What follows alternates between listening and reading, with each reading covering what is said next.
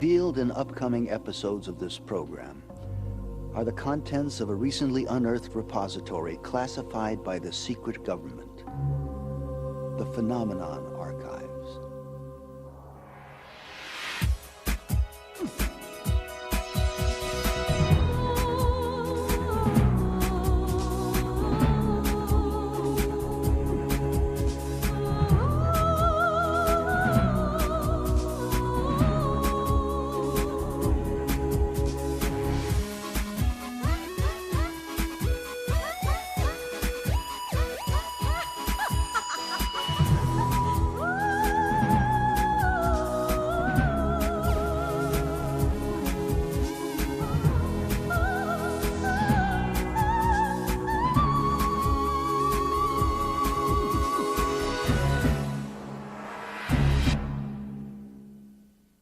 Many of us would like to believe that the achievement of greatness is rewarded, if not monetarily, then certainly through the even eyes of history. In the next 60 minutes, you may be shocked to discover that at least one man whose accomplishments touch each of our lives on a daily basis has been virtually forgotten. At the head of the 20th century, Nikola Tesla, a Serbian immigrant and inventor whose name is nearly forgotten, catapulted our civilization into the new age. The use of alternating current, radio, fluorescent lighting, remote control, and robotics, a total of 700 patents, are all attributable to this one man. On Thursday, January the 7th, 1943, at approximately 10:30 p.m., with the world engulfed in a struggle against the dark forces of the Nazi war machine, Nikola Tesla breathes his last, dying alone in a small room at the Hotel New Yorker. Outside, the city is alive with his legacy, glistening with the electricity from Tesla's fully realized vision of a world powered by alternating current. He was incredibly aware of the consequences of his scientific inventions and their impact on the total development of mankind. Tesla is buried in relative obscurity, a fallen giant of invention whose discoveries remain the foundation for some of civilization's most important scientific advancements. He is one of the greatest geniuses of the 19th century. Edison was one level of science, but Tesla was many levels higher. He was a lonely character, researching independently, outside mainstream science. He must have appeared to the so-called normal world like a complete eccentric. He gave our country a tremendous package of technology, applications and wonders, and our lives, all our lives are collectively much better because of his work. Why has this great man been so neglected by his fellow scientists and the public? Perhaps the answers lie more in the works never realized by Tesla than in his publicly acknowledged achievements.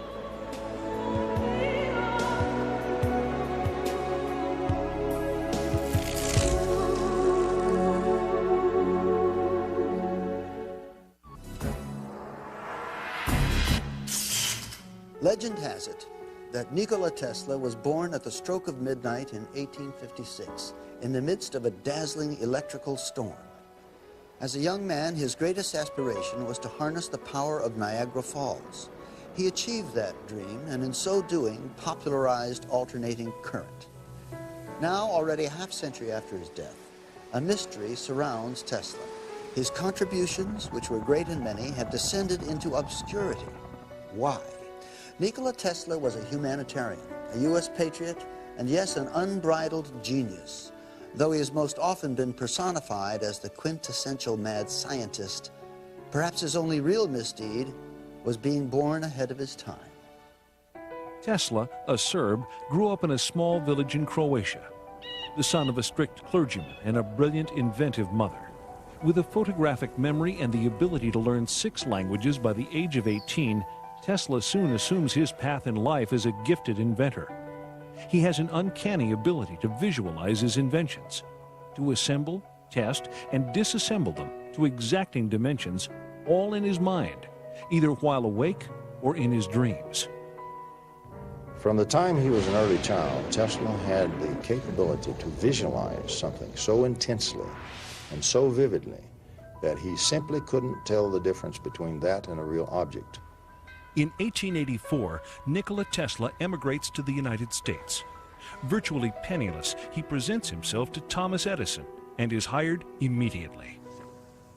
Okay, Tesla, consider yourself introduced. But when Tesla describes to Edison his intricate plans for alternating current and a polyphase motor system far more efficient than Edison's direct current system, Edison recognizes Tesla as a potentially dangerous competitor. You know, Edison just didn't want anybody to get ahead of him, even if he had a better system. And this is the way it is when you get aggressive people working. They will destroy each other. A prize is offered to anyone who can harness and transmit energy from Niagara Falls to Buffalo, New York. Edison does everything in his power to discredit alternating current and Tesla. Alternating current is a danger to human life. Start the generator.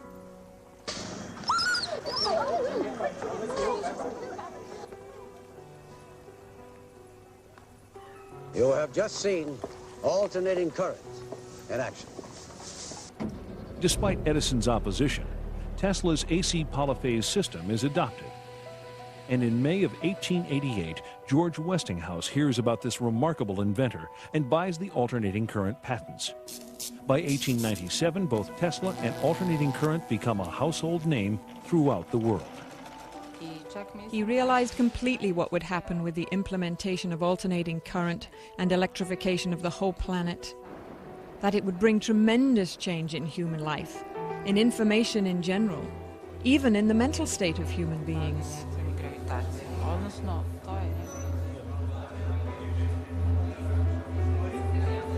Despite his new notoriety, Tesla is a pure inventor, a great dreamer, and does not actively pursue the commercial exploitation of his ideas.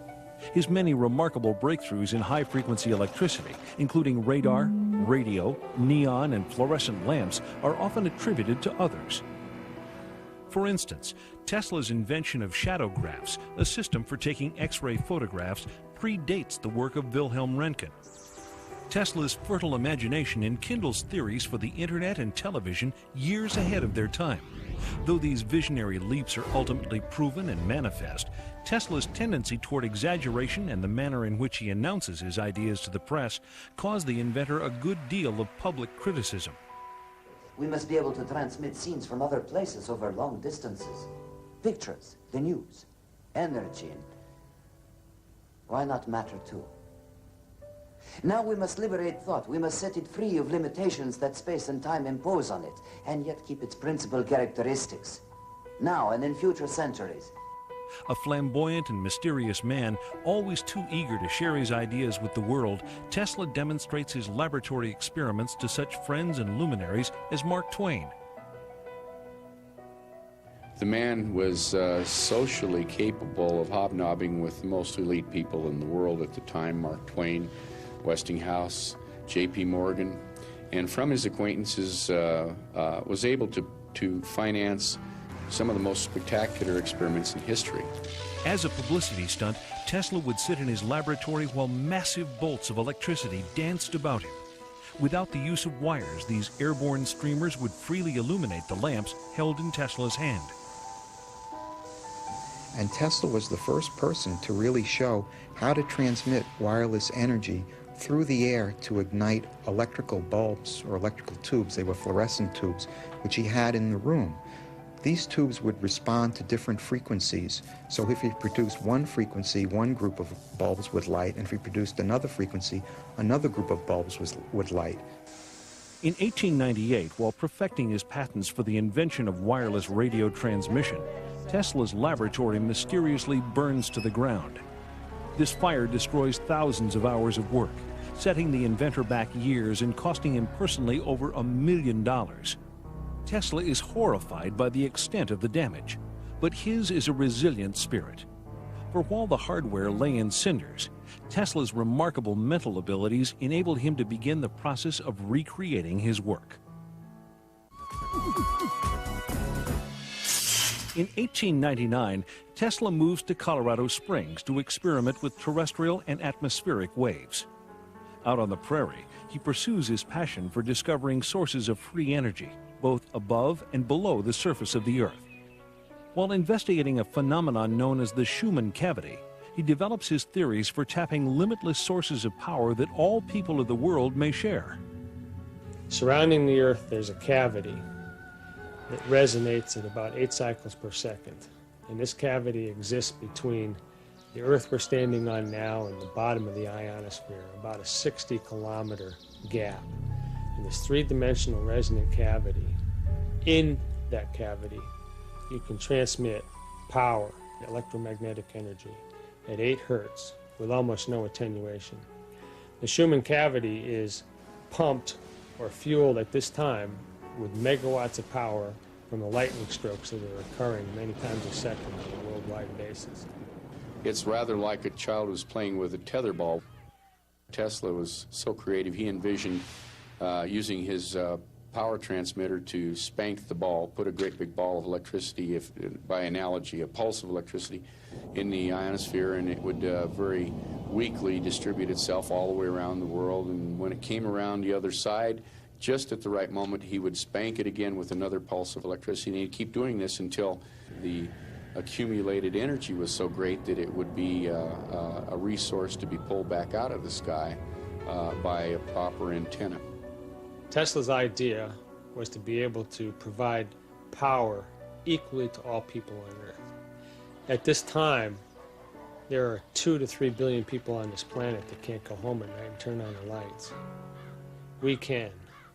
The people that can are living in poverty. Tesla saw that there was a division between the have and the have-nots, and he was determined to make electrical power equally available to all people on this planet as a gift. Tesla develops the technology at Colorado Springs to produce astonishingly high voltages and currents. When the switch is thrown, ghostly sparks dance inside the lab, while on the copper ball atop the antenna, thick blue lightning crackles upward over 100 feet into the sky. Thunderclaps are heard over 15 miles away. It is one of the great inventor's crowning achievements, man-made lightning. In Colorado Springs, he had a 56 kilovolt ampere Westinghouse transformer that George Westinghouse gave to him, and it had various taps on it up to 55,000 volts. And through the amplification of this transformer into his magnifying transmitter, he's able to actually blowing up the Colorado Springs, some of the generators in the Colorado Springs plant at a distance of about 25 miles away. Originally, it was thought that he generated or used so much power from the utility company that it burned out a couple of their generators. Since then, there's been some conjecture that actually he was picking up more energy from the surrounding air at that high altitude, and it was feeding back into the generator, and you cannot feed electrical energy back into a generator, and that's what blew him out. And they wouldn't sell him any more power until he and his assistant went down and repaired the generators. Tesla determines that waves of energy in the Earth can be used to transmit power to any point on the globe. In laboratory tests, he successfully demonstrates the illumination of wireless lamps many miles from the laboratory. But his experiments also produce more ominous possibilities. Alpha waves in the human brain are between 6 and 8 hertz. The wave frequency of the Schumann cavity resonates between 6 and 8 hertz. All biological systems operate in the same frequency range. The human brain's alpha waves function in this range, and the electrical resonance of the Earth is between 6 and 8 hertz. Thus, our entire biological system, the brain and the Earth itself, work on the same frequencies. If we can control that resonant system electronically, we could directly control the entire mental system of humankind. Tesla, aware of the awesome power this aspect of his discovery might unleash, decides to keep it under wraps. With the success of the Colorado experiments, Tesla moves back to New York City. After courting several financial backers, he is introduced to J.P. Morgan, the infamous banker and international financier. Morgan is convinced by Tesla's promise that he can, quote, build a world broadcasting system that will earn millions.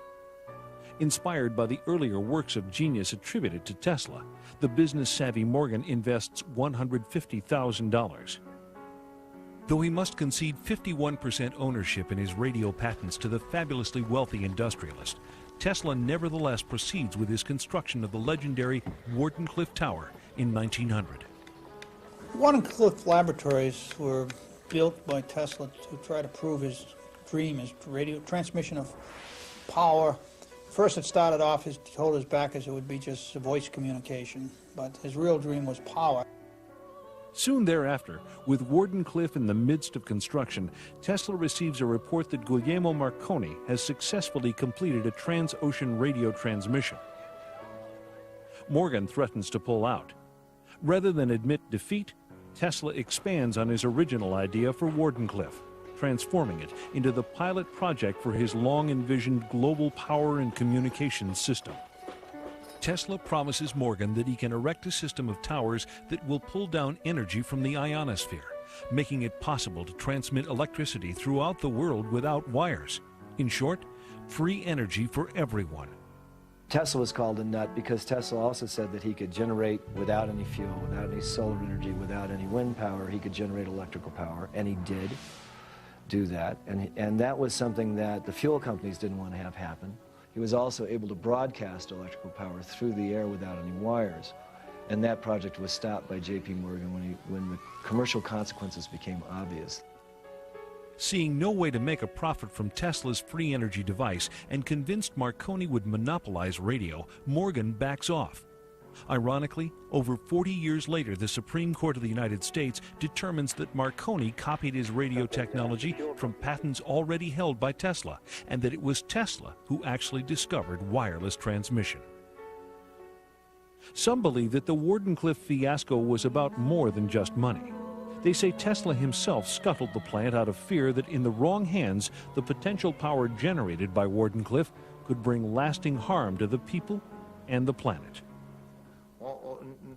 Although Morgan didn't finance the Wardenclyffe Tower at the end, it seems to me the project was not stopped because of money.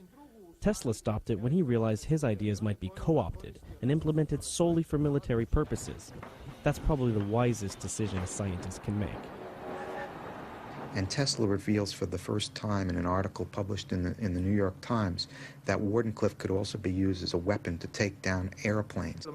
He managed to stop the catastrophe that would be attributed to him, because being able to free and target down 2 billion volts from the ionosphere is sufficient to burn any city on the planet.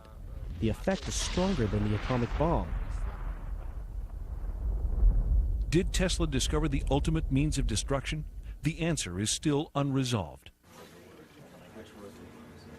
By 1915, it is rumored that Tesla and Thomas Edison are each to receive the Nobel Prize, but these reports prove false. 2 years later, Tesla is awarded the Edison Medal by the American Institute of Electrical Engineers. But any credibility this might afford him is undone by Tesla's extravagant boasts that Wardenclyffe can be used to modify the weather. They tore the tower down during the war because the military thought that was there for spy purposes. It took at least 3 or 4 charges of dynamite. It was so well built, they almost couldn't demolish it. But before it was completely dismembered, it was experimented with by someone who wanted to project scalar waves. All the birds, seagulls, and everything else left the area. There wasn't one within 20 miles. And the fishermen normally go out there complain because there were no fish that they could catch within a radius of 10 or 15 miles while that station was operating. That's why you can get a manifestation of some animals acting strangely a day or hours before an earthquake. With his beloved tower in ruins, Tesla retreats into his laboratory and begins far more complex and dangerous experiments. On July 11, 1934, the New York Times reports that Nikola Tesla has developed a death ray, a particle beam weapon that can destroy 10,000 planes at a distance of 250 miles. Tesla claims that a plant for producing this device could be constructed in 3 months at a cost of $2 million. Aside from the devastating offensive capabilities, Tesla believes that if he can successfully build 12 of these towers, his is a weapon to end all wars. Tesla's famous death ray was a device which probably is very widely misunderstood and may have been one of the reasons why he didn't receive some of the respect by the scientific community that he may have well deserved. I think today a lot of people think of a death ray as a phaser or some esoteric type device you might see on a science fiction movie. It's a plane! Superman!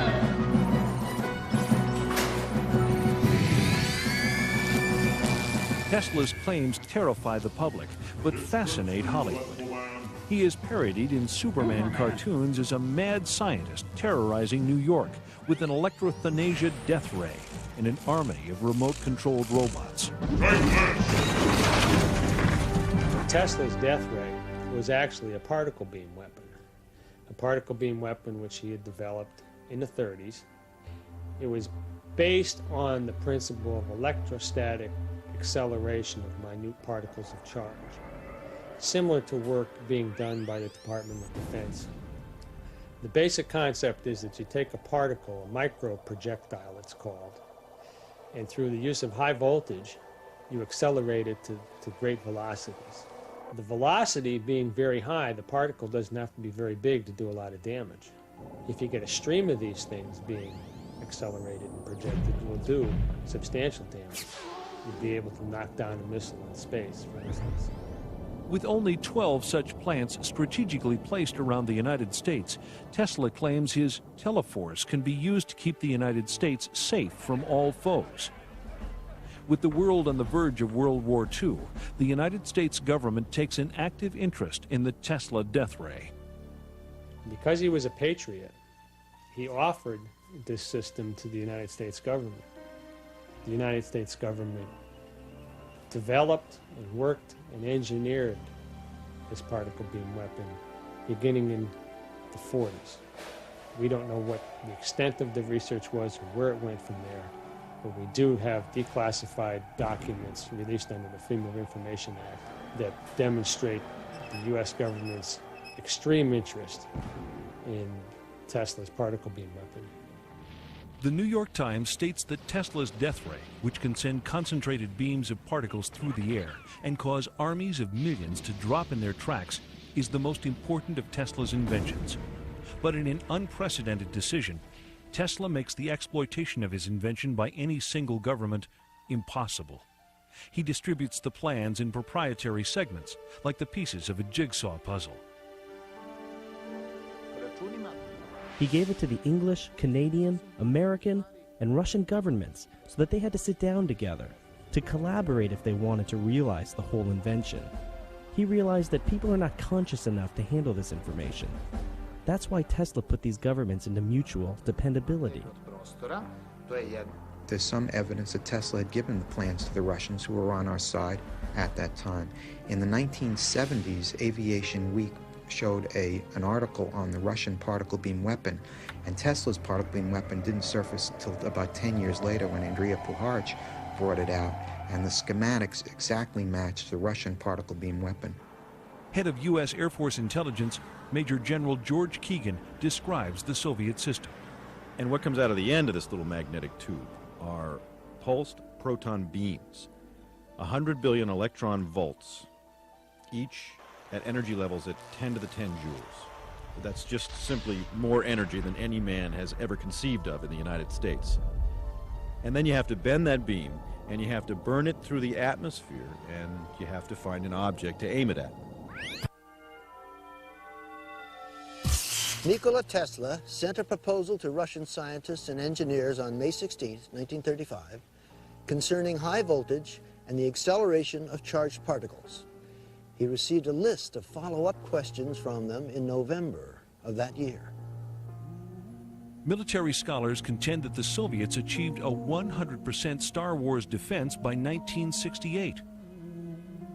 We had learned through very sensitive sources that the Soviets in 1977 would test in space the most powerful laser in history, 10 times more powerful than any laser we have under development in the U.S. Finally, when I became Chief of Air Force Intelligence, my first act of office was to put out an order stating that this device and this development would be the #1 priority in Air Force Intelligence. So we set up a meeting with 40 or 50 of the top nuclear scientists in the free world, from Edward Teller on down. And these scientists, for 6 years, under a $60 million secret project called Project Seesaw, had been trying to develop an electron beam to shoot down ICBMs, and they'd failed. And now, both in the White House and in the Department of Defense, there is an embarrassed silence as the technicians and scientists on both staffs, now having examined the massive body of research we did in the Air Force, suddenly realize that they may have misinformed the American public. Was President Ronald Reagan merely attempting to catch up with the Soviets in his development of the Strategic Defense Initiative? All we can do is make sure that technology becomes the ally and protector of peace, that we build better shields rather than sharper and more deadly swords. In so doing, maybe we can help to bring an end to the brutal legacy of modern warfare. As a result of America's delays in weaponry development, Tesla's discoveries are only now, nearly 100 years later, being adapted for both offensive and defensive purposes. The latest development? Space-based particle beam satellites. The paper which showed the technology to make the anti-war machine was eventually published in the proceedings of the International Tesla Society. So it's in the public domain now, how to do it. And what is uncanny is that when one knows today's Star Wars program and the beam weaponry that has been selected, it is almost identical to what was proposed by Tesla. At the time that I came across the documents, I took it to experts in the aerospace field and asked them to look at his technique for generating high voltages. At the time, the aerospace firm I was working with was working on particle beam technology, and they had a study group that was working on proposals to give to the government on directed energy weapons. I gave that proposal to the Advanced Projects Research Team and asked them to consider it. The only word that I ever got back from them was that they said it was interesting, and they would say no more. Tesla certainly spoke of a very large series of very powerful weapons. I think that's a reasonable thing, and let's approach it this way. Certainly I'm on record as saying the weapons exist and that several nations have weaponized them. We know that the Russians very early on were interested in things like free energy right out of the vacuum, and they were interested in weapons. What became of Tesla's weapon? It's never been heard from since. It may be something that's in a closet somewhere. It may be something that's used. It may be in orbit. We don't know. There is no question today that the Soviet Union has these weapons. And if what I put together is correct, and I'm absolutely convinced it is, 3 other nations of the world also developed those weapons and resoundingly checked the Soviet Union. The other 3 are friendly to the United States, not hostile. And I think that played one great part in the fall of the Soviet Empire. 3 other nations today are indeed working on what I call the Tesla weapons, or really scalar electromagnetic weapons. And these nations are not really friendly to the U.S. at all. So it's a much more dangerous world that has emerged. In an article published November 3rd, 1998, Bill Gertz of the Washington Times writes, "The Chinese army is building laser weapons and already possesses particle beam weapons capable of damaging sensors on space-based reconnaissance and intelligence systems. If the People's Liberation Army has beam weapons, what about the U.S. military? Under promise of anonymity, this Navy SEAL spoke about current capabilities. We do have particle beam weapons. I've used them. We did underwater tests off the coast of California. The capabilities are awesome. You can knock down a satellite, a ship, a plane, anything. In the global race for new technology, it appears that Tesla's death beam is not the only secret invention that supposedly disappears when he dies. On July 4th, 1976, the celebration of America's bicentennial, a strange new signal is monitored on ham radio frequencies. This high-pitched chattering is dubbed the woodpecker signal by the Central Intelligence Agency. They have no idea what it is, but they are able to triangulate its source to a Soviet transmitter in Latvia. The Soviets had experimented with creating artificial aurora. Not sure what their objective was, but I think it was probably designed to prove that you could project very low frequency energy over the horizon, over great distances, and cause certain effects. You can induce virtually any effect that a chemical can cause in a living system with an external, primarily extremely low frequency magnetic field. My personal feeling is that primarily I think it was designed to communicate with their submarines. On July 13, 1977, at 9:19 p.m., the woodpecker signal abruptly stops. A strange corona forms around Edison electric power generators servicing New York City, and the entire city is suddenly plunged into darkness, creating chaos and confusion. The blackout is similar in its effects to Tesla's Colorado Springs experiment that overloads and sets ablaze the local electrical power plant. Things started to brown out. We started seeing very strange things happen to New Yorkers who went berserk. It was literally absolutely dangerous to be there in New York City. And was a headache for police and who knows, all the security people around. Was it Tesla's secret that electricity could alter the mental state of human beings? If so, was that secret delivered into the wrong hands? And who is responsible for the Tesla-inspired program known as HARP, a government project some experts believe is the first stage of an entirely new phase in weapons technology? War or peace? Which does science serve best? Tesla described himself not as an inventor, but as a discoverer. But with discovery comes responsibility. Tesla knew this when he developed HARP technology, and many think that his fear of what might happen if HARP fell into the wrong hands motivated him to keep his discovery under wraps. HARP exists because Tesla theorized back in the 30s that he would be able to stimulate the magnetic field of the Earth in such a way that he would actually be able to create a shield around the city. HARP is basically a design experiment in terms of atmospheric physics where a large array of antennas, it's not just one antenna, it's a very large array, it covers several acres, are broadcasting into the ionosphere of the planet a very, very complex series of waveforms. And these waveforms are designed to specifically couple in with the ionosphere, which is a resonant cavity.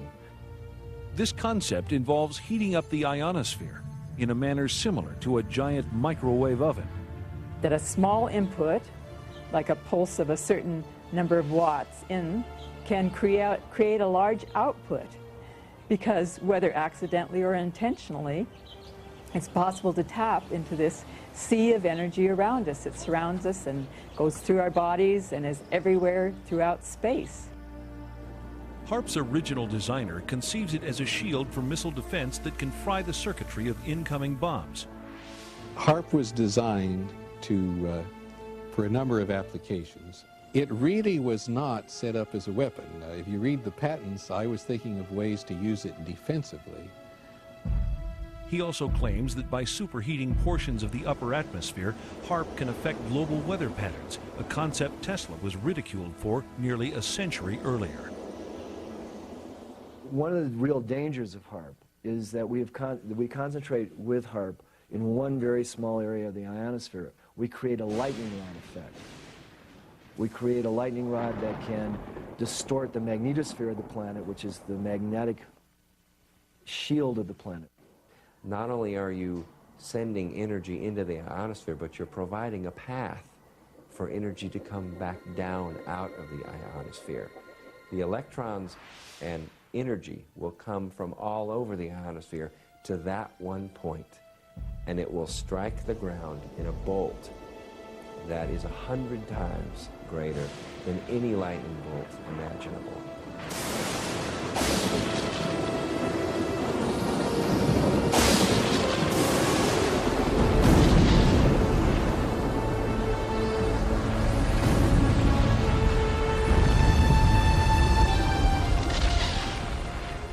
Kind of like 3 or 4 Mount St. Helens volcanoes going off each second.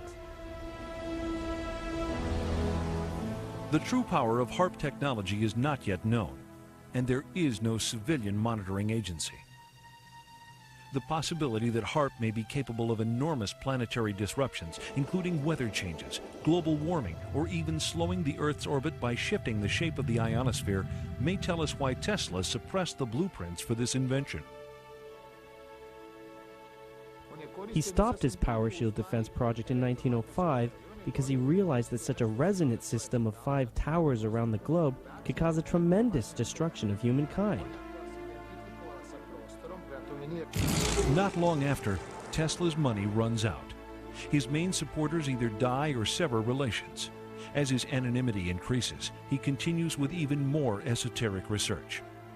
He was very much concerned with being able to utilize the phenomenon of resonance to do certain things, not the least of which was to destroy certain materials. And that was evidenced later on by that experiment he did on Wall Street, where the new building, steel building, was going up, and he tried out one of his resonators, nothing more than a mechanical vibrator. It was battery operated, and set up a resonance in the steel beams to the point where it kept building up, like pushing a kid on a swing, you know, keep pushing, and a little push will take it a lot further every time. And he almost brought the building down, scared the people who were working on it. They thought they were having an earthquake. And they went down and called the police and everything else. Tesla got a little bit scared and picked up his equipment, put it in his pocket, and went home. He had one other unfortunate incident, which today we would laugh at, but was very serious at the time. He picked up radio signals from space. You know, we know today, of course, that planets radiate RF noise and so forth. But when he announced this, it just caused a sensation, and all the scientists said immediately, "What a kook! You know, what a idiot!" There were rumors you went to Colorado Springs in order to contact Mars. Is that true? I never intended to. However, I recorded certain electrical impulses of unknown origin, and these were repeated at constantly timed intervals. It's possible they were a kind of signal from space. And did you in turn send them a message? Ask the Martians that question. Mr. Tesla, That's all today. No more questions, please. They got to thinking, I'm sure, well, he's talking crazy now. He's feeding pigeons in the park, and he's got this crazy idea of transmitting signals to Mars. And Tesla is so advanced in his thinking, so sensitive and eccentric, that few of his colleagues understand his work. He is perceived as snobbish and overconfident. He was ostracized, I think, primarily because of his difference and because of his radical statements and because of his pronouncements of great systems. They didn't have the foggiest notion of what he was talking about. Nikola Tesla saw many of his inventions scrutinized, then adopted by the military. However, it becomes apparent that as a citizen of the planet, Tesla ultimately serves a much higher authority. He met Swami Vivekananda in New York City in the late 1890s. Swami Vivekananda was probably the first yogi to come to this country with Eastern philosophy and present it to the West. It was at Swami Vivekananda's lectures that Tesla picked up the Sanskrit terminology, prana, akasha, and the concepts of the ether that led him to determine, or actually led him to a point where he could describe succinctly the physics of the universe, the physics of matter creation in this dimension. In many of his letters, he wrote that if he were to choose a religion, it would be Buddhism. All his stories about his journeys in other worlds, about dreams, about machines that operated in his imagination, were manifestations similar to the experience of the shamans. It was known that his solutions came during a dream. Tesla's view of the universe, his cosmology, if I might call it that, is based on viewing life from a spiritual point of view. And it was in the science of the ancient works of the Vedas where he found the spiritual terminology to describe what he saw manifest in the physical world. What leads Tesla to this spiritual awakening may never be known.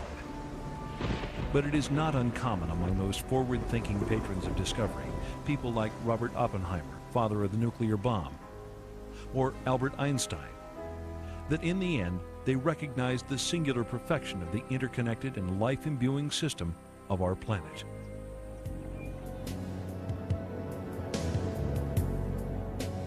He was trying to understand what the basics of energy and resonance were. What is the nature of the energy that's in the cosmos? What's the basic essence of the energies that come through nothingness to give us something? I think those were the questions that Tesla was intrigued with. When Tesla dies at the age of 87, his legacy of over 700 important patents slip into obscurity, forgotten by nearly everyone except the U.S. government. Tesla's possessions are sequestered in a government warehouse for 10 years following his death. Official reports confirm that the collection was microfilmed during this period. When contacted, however, no government agency revealed any information regarding these microfilms. After a decade, the government officially denies the existence of any secret weapons technologies included among the Tesla papers. Rumors nevertheless persist to this day. Whatever may have befallen Tesla's undeveloped discoveries, the inventions that remain contribute daily to our science, our medicine, and our environment. Perhaps this is what Tesla ultimately envisioned. Perhaps the missing secrets of Nikola Tesla are right where they belong.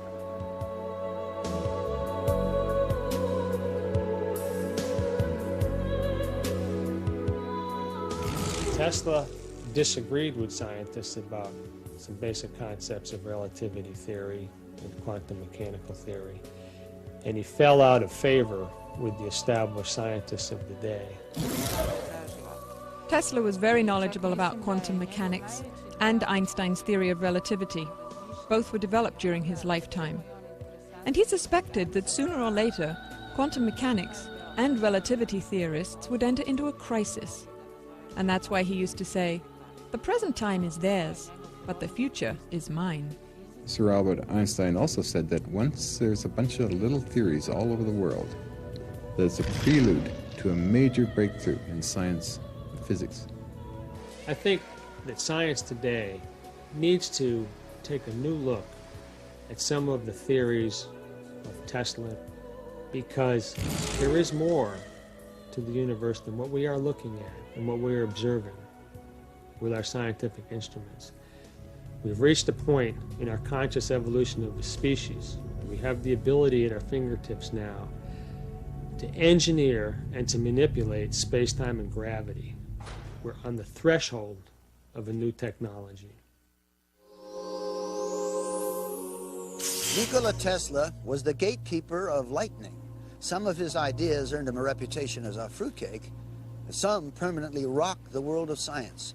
Still others changed our planet and our lives. The next time you plug in your cable TV, remember the man who made it all possible. You might also imagine a world with free, unlimited energy, and a world without wires, because that's what we lost when we lost the lightning of Nikola Tesla. I'm Dean Stockwell, and these are the Phenomenon Archives.